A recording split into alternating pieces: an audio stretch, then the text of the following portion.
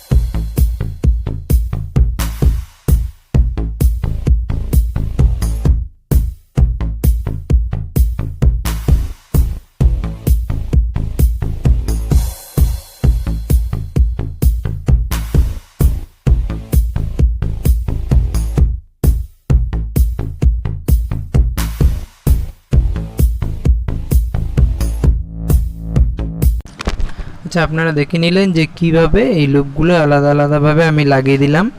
দেখুন, বাইরের দিকের কয়েলের জন্য আমি লাল তার লাগিয়েছি এবং ভেতরের দিকের কয়েলটার জন্য আমি কালো তার লাগিয়েছি। এরপরের স্টেপগুলো আমরা এবার দেখি।